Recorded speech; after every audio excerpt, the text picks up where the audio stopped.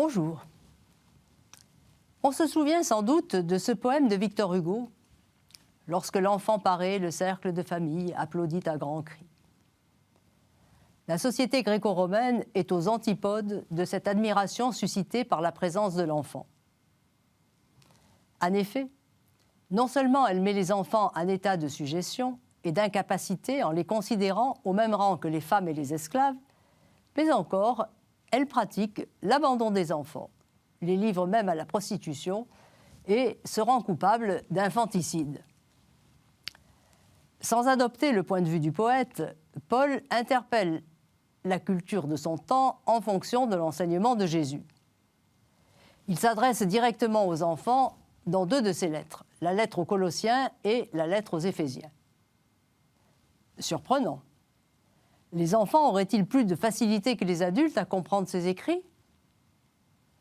Alors que Sénèque, son contemporain, décrit les enfants comme des êtres instables, craintifs, sans raison, même s'ils sont légitimes et libres de naissance, Paul leur reconnaît, au nom du Seigneur, une dignité égale à celle de leurs parents.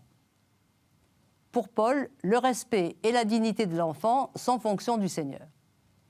En effet, Jésus ne regarde pas l'enfant comme un faire-valoir. Il ne cherche pas à le séduire. Il sait, par le lien qu'il a à son Père, que les relations filiales se vivent dans le respect réciproque. C'est pourquoi Paul s'adresse directement aux enfants, qu'ils soient ceux de la femme libre ou ceux de l'esclave. Voilà qui est aussi audacieux qu'inattendu. S'adresser sans intermédiaire à l'enfant ne signifie pas se pencher avec condescendance sur eux en les isolant. Mais c'est reconnaître leur ouverture à la transcendance du Seigneur. Aux enfants, Paul demande l'obéissance, non pas celle que l'on doit à son pédagogue, mais la soumission au père comme à la mère, selon le commandement contenu dans le Décalogue « Honore ton père et ta mère », ajoutant dans la lettre aux Colossiens « C'est cela qui est beau dans le Seigneur et qui ouvre le chemin du bonheur ». Puis il s'adresse aux parents. Consonnant avec le monde romain, Paul reconnaît que l'enfant ne peut recevoir une éducation solide que dans la famille.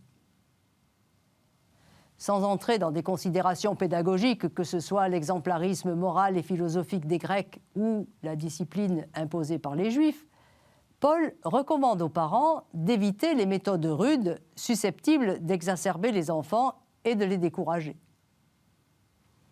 Pour favoriser leur croissance à tous égards, les parents doivent exercer la patience envers leurs enfants.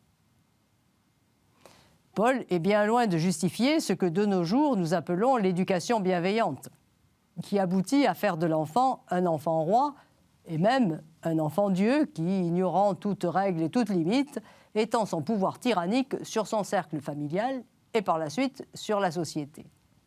Paul invite les parents à regarder leurs enfants et à veiller sur eux, soucieux de leur croissance. Il leur revient d'offrir une éducation patiente, faite d'instructions, de corrections et de conseils. Pas n'importe lesquels, des conseils qui s'inspirent du Seigneur et qui ne se conforment pas au courant d'idées ambiant.